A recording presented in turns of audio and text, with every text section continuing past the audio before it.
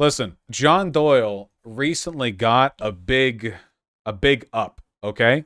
Because he met with Kyle Rittenhouse, and Kyle Rittenhouse said that he was a fan of John Doyle. So I don't feel like I'm being mean going over two videos in a row. Is it even in a row? It's been more than a month. Yeah, whatever. Here we are. Here he is. This was posted right before Christmas, so if we get Christmas references, they're not untimely. At some point or another, you've probably seen the popular animated Disney film Beauty and the Beast, which was released about 30 years ago to tremendous praise from critics and audiences. I'm going to speed it up, so good luck. Good luck following that. Alike, and I'm not going to waste your time with a summary of the film because you've probably already seen it by now, and if not, you're definitely going to want to watch it after we get done because I am going to provide to you today a proper understanding of that story. And the first thing to kind of keep in mind before we get started is that how much time we spend with each of the characters, which perspectives we see. Oh yeah, the video is called Why Beauty and the Beast is Implicitly Right-Wing. By the way, I've never actually seen Beauty and the Beast. Seriously, I've seen so many analysis videos that I know everything about it anyway, but I've never actually seen the film on its own. It's one of two major animated Disney movies that I never saw. It was Pocahontas, and I'm fine with not having seen that one, and Beauty and the Beast. See them from, what we see them doing, what we don't see them doing. All of these things affect our perception of the story, who we sympathize with, who we're rooting for, etc. And Beauty and the Beast utilizes this quite well in order to push a radically feminist and destructive agenda that attacks masculinity, it attacks order, civilized society, strength, among many other things. There really just are so many important themes in this film that we have to discuss. And I get to do my favorite thing ever, which is overanalyze something in a way that is in accordance with my worldview. So it's going to be a lot of fun. Do stay tuned. Okay. All right, we'll watch the intro.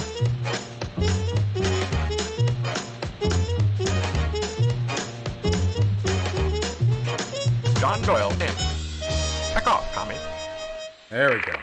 Hello there, ladies and gentlemen. Banger. Welcome to Heck Off Comedy. This will be the final video of the year, so Merry Christmas and a Happy New Year to you all. My birthday's on the 22nd, so remember, you have to be nice to me, but we've got big plans in store for 2022, but I figured that this would be a good note to end the year on because it does outline a very practical political ideology for us going forward, which of course is neo-Gassonism. And that's why it's been my Instagram bio for the last few months, and people are Googling it like, what's a neo-Gassonist? Well, it's you, after you watch the video at least. So the background of this is, I think it was last spring around Easter, I was with a young lady, and she wanted to watch a Disney movie, and so I'm like, all right, we'll pick one, we can watch it. So she's scrolling, and she's like, well, how about Beauty and the Beast? And, Okay, I'm just sorry. There's a bit of ambiguity here because him saying young lady and she's saying she wants to watch a Disney movie. I don't know. I'm getting conflicting implications.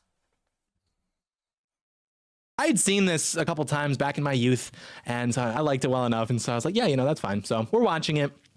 And then about 5 minutes into the film, the purported villain of the film appears on screen, Gaston. And keep in mind, I'm like tired, I'm falling asleep. I don't really even want to be watching this movie, so, But Gaston comes on screen and he immediately... Okay, so he probably means like a kid. If he's like falling asleep, then he probably means like a kid, right? Okay. Immediately takes Belle's book from her and tells her that women shouldn't be reading books because then they might get ideas in their head. That woke me. I was like, for the rest of the movie, on the edge of my seat, just in awe, watching how based Gaston is and how implicitly right-wing this whole story is. And this girl, she had to witness the most eccentric behavior. Eccentric, not autistic, eccentric. Nah. That's the difference between you and me, Doyle. I'm not afraid of who I am. Also, it really is telling how all it takes is like an idiot doing a 5-year-old version of misogyny to get these guys going, right? I mean, that's it. Like, it's not even like if there had just been some drooling simpleton who'd been like, women dumb. Like, he probably, like, it just takes very little, you know what I mean?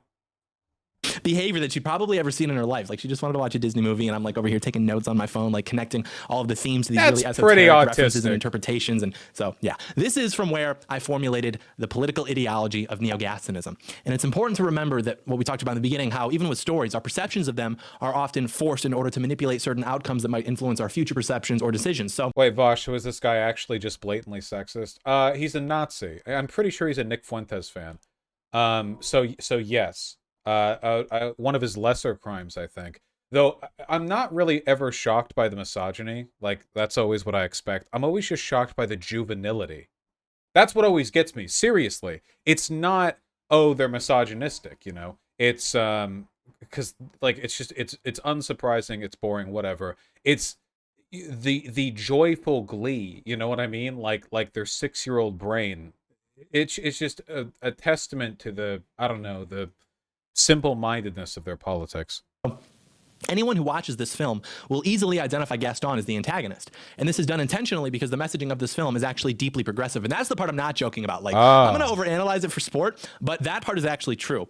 And this is most obvious with the dynamic between Belle and Gaston, but also just in the fact that the audience is made to believe that Gaston is the villain of the story. And this is because this story is basically about this like miserable proto-feminist seeking to invert virtually every aspect of her reality. And because Gaston represents the natural and ideal state of man, and because they can't change that since we all recognize instinctively that it's true, they have to instead frame it such that our perception of it is different, so that we perceive him to be the villain of the story, when in actuality, Gaston is the true protagonist of the story. He's the true hero of Beauty and the Beast. And so we have Neo-Gastonism, which is a very simple ideology inspired by the actions of Gaston throughout the story, and it has... So, again, haven't seen the movie, but I've seen enough of it. Oh yeah, Doyle literally has horns right now. Good note, SDL. Very telling. God telling us. So if I recall correctly, her name's Belle, right? Belle's the lady. That's the name of the lady in Beauty and the Beast, right? Yeah, okay. So Belle is like a smart, educated lady, and she's like cute, and her dad's a watchmaker, I think, and you know, then Gaston rolls around. And he's like very stupid. Inventor, not a watchmaker. Gotcha. He's very stupid, but he's charismatic. So he gets kind of the town in his sight. He's very misogynistic, whatever. And later, Belle does the whole Beauty and the Beast castle thing. And the Beast is like mean. And at first it's like, oh, the Beast is the villain. But then the Beast gets less mean.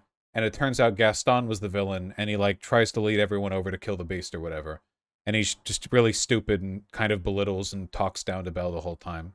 Or something. Yeah, because he wants her to be like a housewife or whatever. And he just wants to be like the manly man dude or whatever.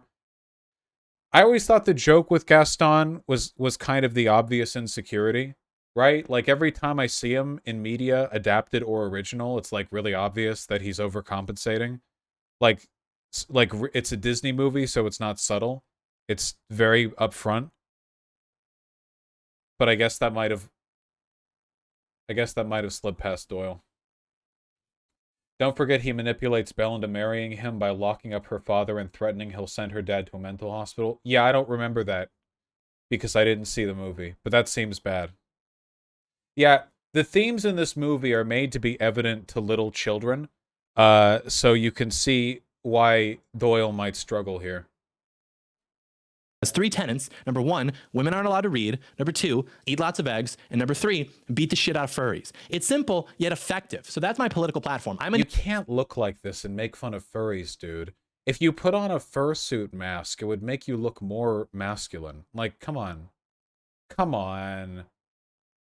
You know, imagine somebody with the personality of Gaston, but the frame of John Doyle. Like all Gaston had going for him was the frame, you know? Neo-Gastonist. We've restocked the merch store for the end of the year with a few new designs, one of which, of course, being inspired by the political ideology of the future, which promotes traditional gender roles, an early form of raw egg nationalism, and, of course, war against degenerate sexual behavior. And this is, of course, Neo-Gastonism. So go check out the new designs. Late Christmas present idea, maybe. We've also got a white boy winter design that should be up there by now. It's a white boy skiing and kicking up snow onto George Floyd, who's stuck in a snowman. So you're definitely going to want to check that out. See, this is what I mean. The racism doesn't bother me because, again, I've been doing this for a while. But it's the boyish delight. You know what I mean? These guys never really grew up from, like, grinning while, like, they're all like Sid from Toy Story. You know Sid? From Toy Story? Like, the ugly, kind of, like, grinning bully or whatever. Like, that's the vibe from all of these guys. They're like, racism, like, there's never even a point, and it's never funny either. There's not even, like, a setup to the joke. It's just, they're so brain broken that that's just enough to make them giggle like an idiot. You know what I mean? Yeah, and Sid was like 5 or whatever, so he didn't even, like, he was a kid at least, but yeah, I don't know. And Sid just did that stuff to toys. But anyways, I am going to give a summary of what the story is actually about and then we'll go through and analyze the whole thing. So basically, it's not bad. when you view this story objectively, it becomes very clear that the true antagonist of the film is actually Belle, who's manifested some form of pathological narcissistic personality disorder, plain and simple. And the Beast actually serves as this supplementary character, the sort of tragic anti-hero to highlight one half of Belle's nature, which is the beast of her chaotic feminine nature when left unchecked. And so the true protagonist... Why are these guys always so afraid of women? You know, women are just like us, except smaller, and they tend to have longer hair. Also, like, they're like weaker. So if they ever hit you, it doesn't even hurt that bad. What are you afraid of? Like, what is this? Like the devious, you know, evil of Belle. This is edited. She never looked like this. I guess it's just very scary, the idea of a woman wanting something. Highlight one half of Belle's nature, which is the beast of her chaotic feminine nature when left unchecked. And so the true protagonist of the story is actually Gaston, who represents the beauty that Belle could experience if she were subject to the natural order of things under Gaston's authority. And so the title, Beauty and the Beast, properly understood, is not the beauty of Belle and the beastly nature of the prince who's under a spell, but rather the two directions in which Belle's energy can be channeled, through a weak and insecure man who will allow her to become a destructive beast, mirroring his nature as a literal beast, or through a strong and capable man who will allow her to become a happy and beautiful wife and mother, mirroring his nature as a beautiful man who has fulfilled his proper role in society. But of course, we are made to believe that Gaston is the antagonist of the story because this film, broadly speaking, is feminist propaganda, which we will get into momentarily, along with so much more. I know it's I can't really expect media analysis from this guy. Yeah, this is our Lindsay Ellis now, guys. Yeah, shoo. This is the peak of conservative media analysis. Well, should I just say Nazi everything? Because he is one. I don't want, like, I think, like, a lot of conservatives aren't this far gone, right? But the thing is, if you're a Nazi, like, there's basically no media out there that affirms your worldviews, so you have to, like, make shit up, basically. You know, it's like a coping mechanism, basically. Like, the themes of this movie are, I mean, I'm not saying they're perfect or whatever, but relative to Doyle, it's progressive. And they're meant to be understandable to children. So he has to work overtime to affirm the contrary narrative, you know? See, Shu right now says, but he's right, Gaston did nothing wrong. The issue is that Shu is only saying this as a product of her wily feminine sexual degeneracy, which is brought about by pathological narcissism. So even if Shu believes that Gaston did nothing wrong, you know, Doyle would still say she took the wrong path here. You know, on the road. You know, she would be like the third option, which is the Coomer option. But yeah. But even this is subtly acknowledged during the film's best Don't sequence, the copyright most me. famous sequence in the film, which is the ballroom dancing Don't sequence with the copyright film's me. main theme playing in the background. Okay. And it sings of a tale as old as time, Beauty and the Beast. And we hear this and we think, oh, it must be the Beauty and the Beast that we can see on the screen. But it's not. The film is inviting us to read between the lines. Mrs. Potts is warning us. Think about it. A tale as old as time. This is in reference to the beginning of male-female relationships, along with time itself, which of course would bring us back to Genesis and the Garden. This is like a shitpost. I like how he keeps acknowledging that the movie is progressive. But then he says, like, the film is hearkening us to traditional male-female relationships. How does that work exactly? Yeah, we need Lindsay Ellis back. Hey, wait, hold on. There were horses in the Garden of Eden?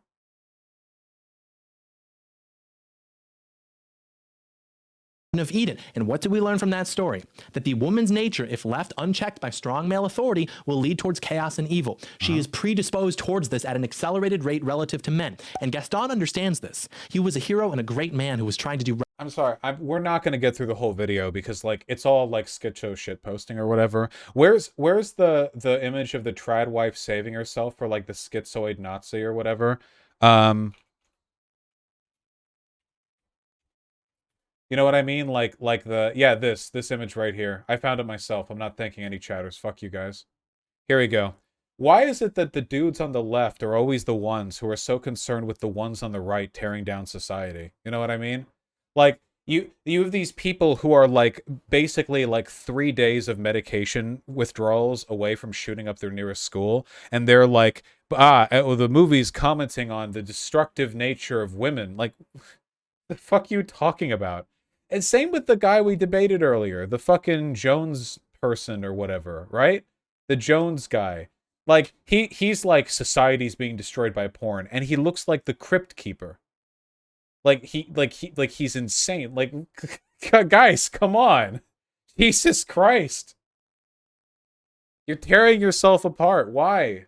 Right by his people, and yet the narrative frames him as though he is the villain. And we will explain how he tried to save Bell and his town momentarily. But first, ladies and gentlemen, there are 3 trends occurring simultaneously right now. More and more of you are electing to exercise your Second Amendment rights by arming yourselves. True. The society is increasingly edging towards the brink of collapse, and Christmas is right around the corner. These things are all related because you need guns. You need to be carrying guns, and We the People holsters is the place for you to. We the People holsters. Hold on. Who have the greatest necessity to carry firearms of the military / Doyle. This is the whole. It's like fucking dark here. Holster that's preferred by members of the military. All of the people who have the greatest necessity of law enforcement, members of. These are some tacky ass holsters, man. Holy shit. Constitution, thin blue line, Constitution, American flag, thin blue line. This is that Sparta police flag shit or whatever. American flag. And then here we actually have camo in the bottom right. Jesus Christ. Of the military, all of the people who have the greatest necessity. There are thousands of options to choose from, with them being the go-to defending themselves off with the officer. Prove to you that the essence of the film is in fact a revolutionary leftist essence. What it seeks to do is promote the complete inversion of reality as something that makes people happy, something to be celebrated. Woman above man, chaos above order, weakness above strength, etc. And if you're trying to recall the story, you might think it's basically about Belle and the Beast, and then this Gaston guy keeps butting in, but it's actually more intricate than that. Because when we first meet Belle, she's lost. And this is because she has no male influence in her life to guide her. Wasn't she, didn't she just want to get out of the small town at the beginning? I don't think she was even, like, looking for a guy. She just kind of wanted to avoid guys and, like, go live a more interesting life.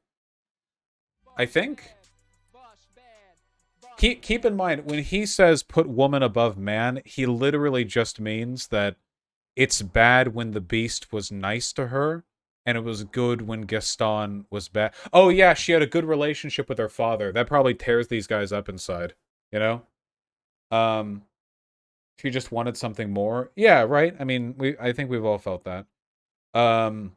Yearning for adventure. They always use these weird euphemisms, like the cucked liberal story wants to put women above men. But it's like a story where a woman wants to live an interesting life, you know? They speak to euphemisms because even they are confined by optics. They know that if they said what they meant, which is, we don't like it when women are actualized, they shouldn't have individual lives, you know, they should be slaves to their husband, like, that would make them look bad, like, generally, even to parts of their audiences. So they don't say that, even though that's what they mean. Yeah. Her father's weak, he's old, which is why that relationship is established before the interactions with Gaston and the Beast even become larger parts of the story. Because from the beginning, the whole story is about Belle desperately needing masculine guidance. And Wait, it's her dad. Wait, it's not his fault he's old. That's how time works. What? Also, if he was an inventor, that's like a pretty cool job. Is that weak? Weren't most people back in those days like farmers? If you're an inventor, that's like a pretty prestigious, you're working on like Commission of the Crown or something. Gaston and the Beast are basically competing to occupy that influence in her life, but for very different reasons, as we'll explain. But remember, as we said earlier, this is indicated by the title. He probably thinks that her dad was a Jew or something. Beauty and the Beast are both within Belle, and the struggle in the story is between the two competing forces, which will decide which one will embody her essence. Will it be a strong, capable, charismatic, beautiful man to bring out her beauty, or will it be an insecure, pathetic, hideous beast, like literal creature, that will fail to control her, which will leave her miserable? Because as we're reminded throughout the whole story, Belle doesn't know what she wants. She has no idea. She doesn't know what's going to make her happy. So naturally, when she makes decisions, I think... No, I think... Wait, hold on. I don't think at any point in the story Belle is ever, like, split between Beast or Gaston. That's not, like, the conflict. Right? Like, she's not thinking like, oh, which one of these two do I choose? She just got imprisoned in the manor. Like, at no point was she interested in Gaston. I don't think it was a competition between them. It was Gaston, like, wanting her completely one-sidedly. Yeah. basically like blow up in her face. But yeah, that's the story. So it starts out by describing how exactly the beast came to be. And basically what happened was this poor ugly old woman came to his castle asking for shelter from the storm. Not getting and me. she told him that she could offer him a rose. And the beast, who at the time was a prince, said no because she was ugly and poor. And at first you might think that this is based because she had poor physiognomy, but it wasn't. It was actually proto-Coomerism because God, why is it always these guys? We need the golden one back, man. If you're gonna make where's the golden one? He was the only one who could make comments like that. Here we go. This is the guy. If I'm watching a video of a Nazi and they're talking about the poor physiognomy of other people, it needs to be this guy. He's like Swedish or whatever, which is unfortunate for him. But like, there you go. That's your shot right there. Okay? There we go. This is it. This is the review channel I want to see. I just want to see the fucking neo-Nazi review channel where this guy gives me the blue steel face while talking about how, the beast is a Jew or whatever. Which we might get from Doyle. Do you think he'll go that route? Maybe, I don't know. Like I feel like because if you're a Nazi or a fucking lunatic, I feel like if you take that road far enough, you can just make any bad thing in a story in your mind like the Jew, right? Like you could be watching like I'm trying to think of like a really dumb movie here. You could be watching like you could be watching Saving Private Ryan and talk about the Semitic characteristics of the Nazi villains. The one guy who got stabbed by the sniper towards the end or whatever, like, Okay, I'm sorry. It's very stupid. There's not really an argument to respond to here, so. Then the woman transforms back into her natural form as a beautiful princess, and the prince immediately starts simping for her. So it wasn't a rejection of her because he inferred from her poor physiognomy that she would have poor character, but rather that he couldn't just like lust after her. And then when he realized that she was actually a beautiful princess, he began simping. And the princess realized that at the beginning of the story, did the lady want to like marry him, or did she just want to like chill in his castle for a bit? What was the initial proposition?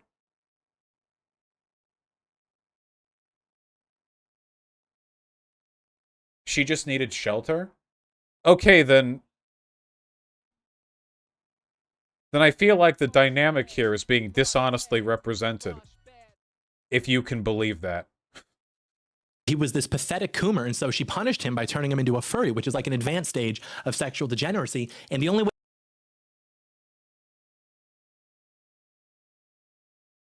I wish furries looked like that.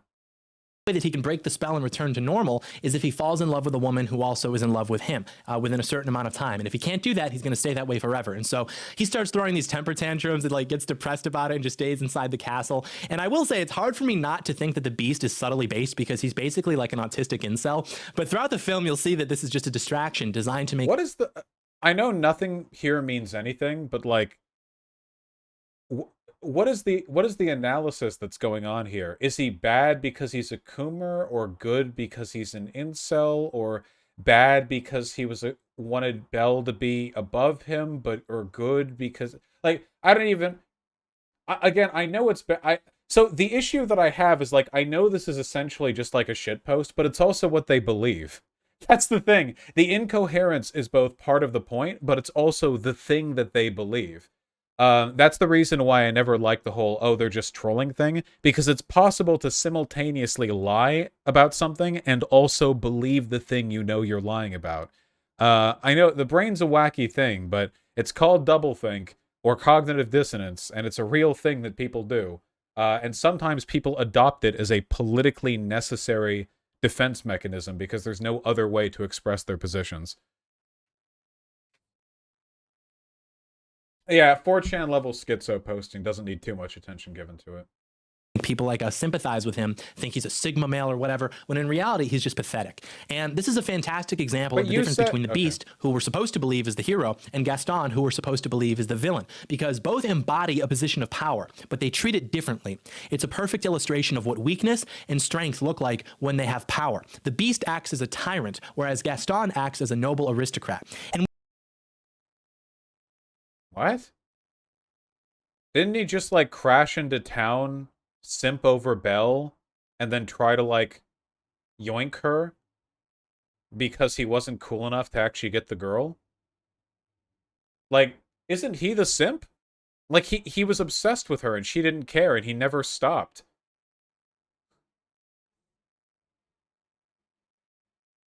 we see this here when the prince acts selfishly by rejecting the lower class woman from the castle during the storm unless she could satisfy his degenerate sexual desires, whereas a noble aristocrat. Did they say that?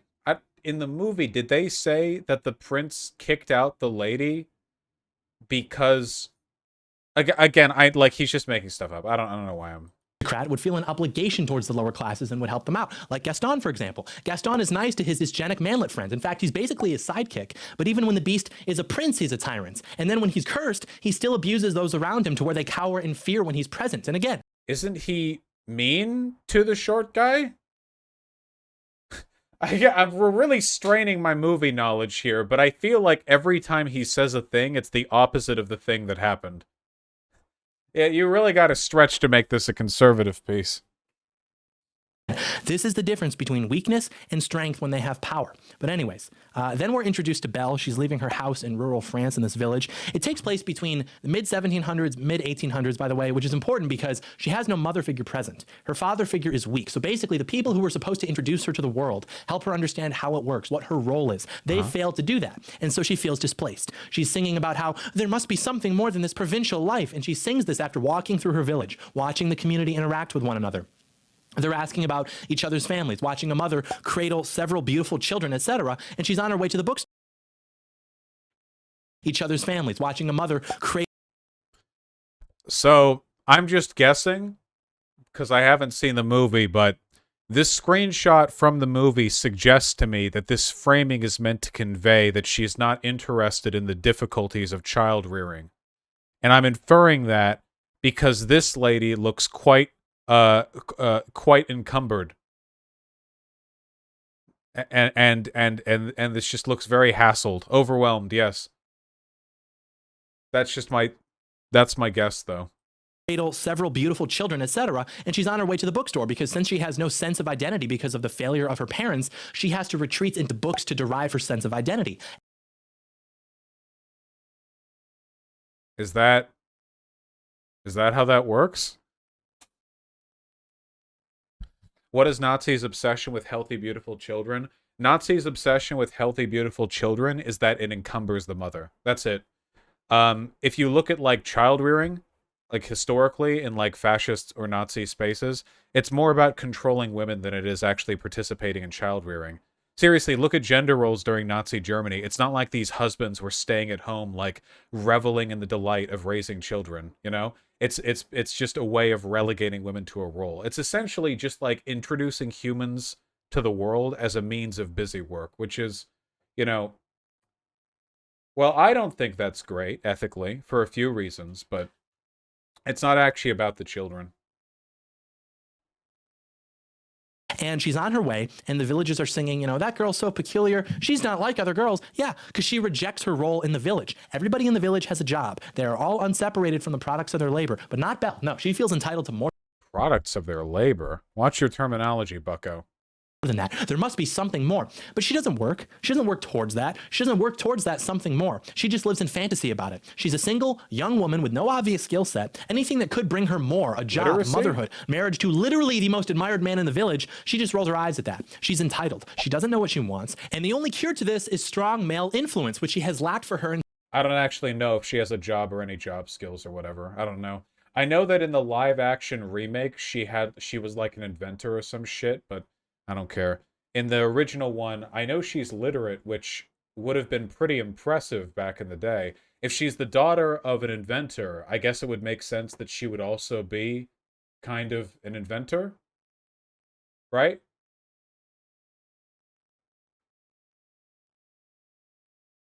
She helps him in the workshop. Well, that's important work. Let's see. Little town, it's a quiet village every day like the one before. Little town full of little people waking up to say bonjour. There goes the baker with his tray like always. Okay, basically like small town life is boring.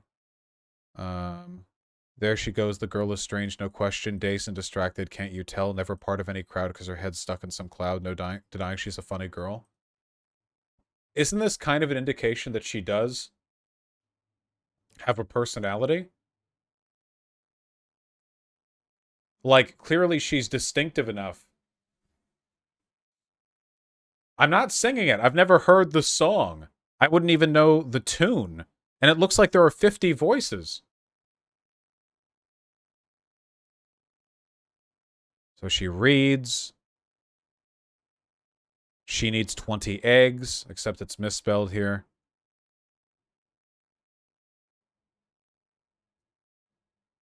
She likes books.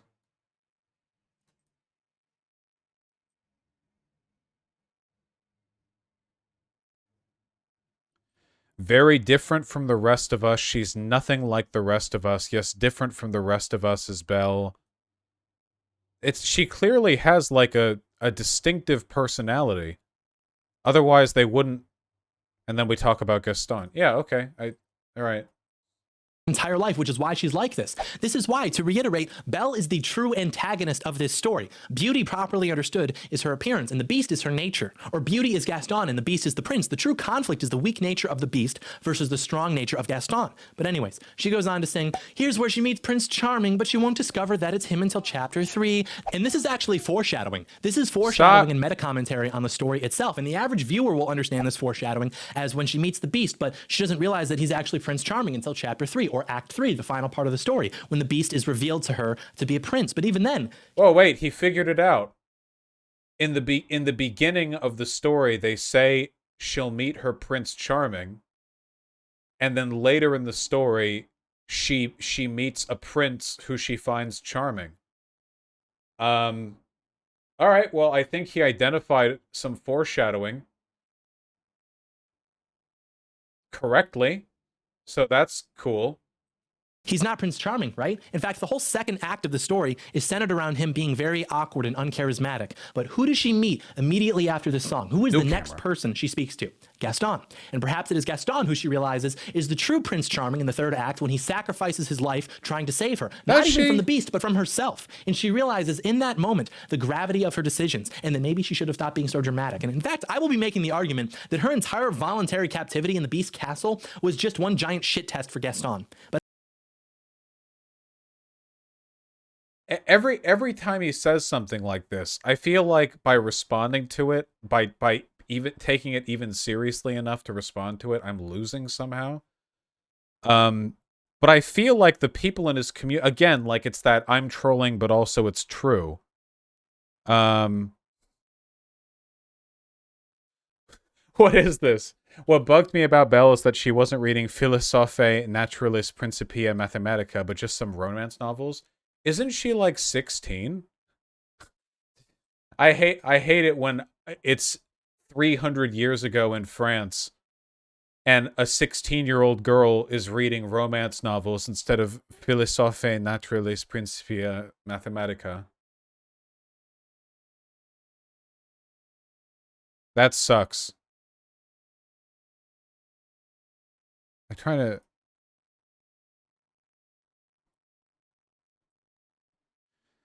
This piece of pop culture is implicitly right-wing, needs to become a series. That I would be fine with.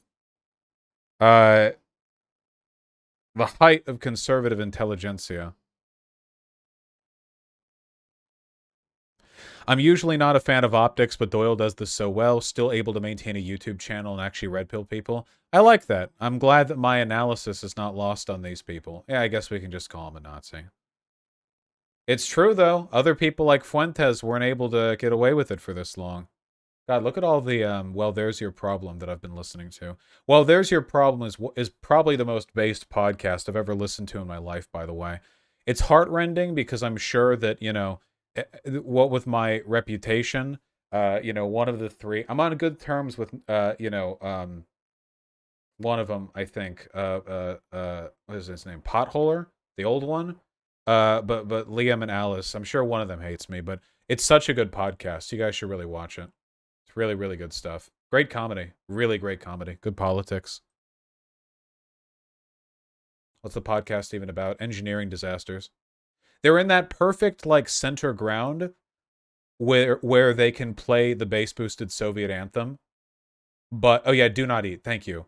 But they'll also acknowledge that the Soviet Union was state capitalist. You know what I mean? Like that's a really good medium to be in.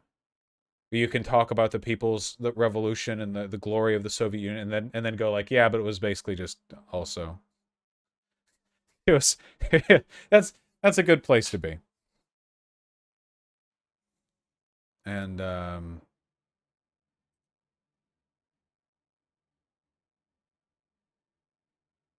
Jason X, a random normie, wanders in.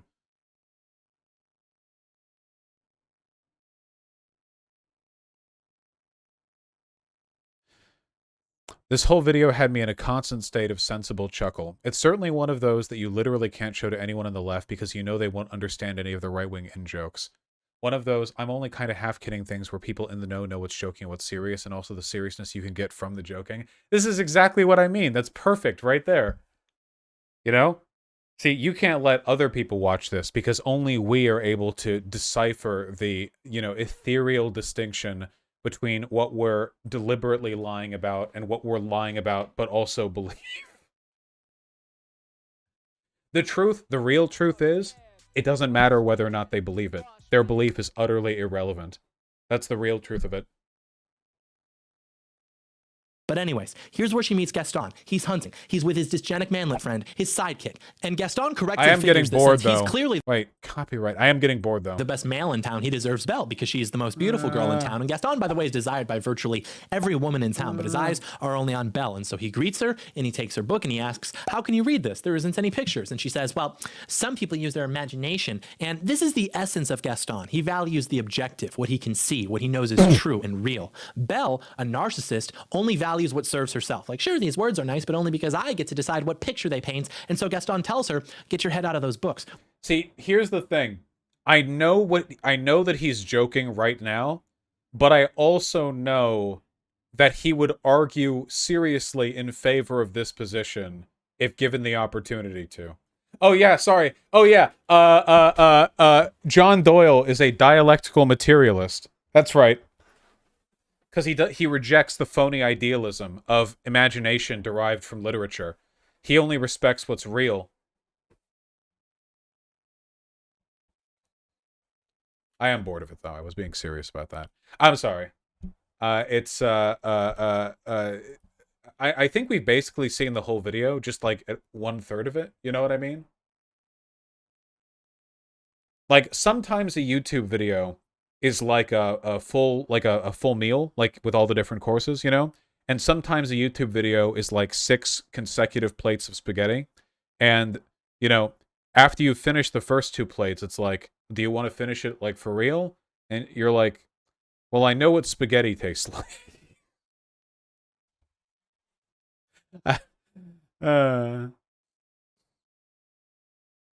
Wasn't Gaston gay coded? We don't claim him.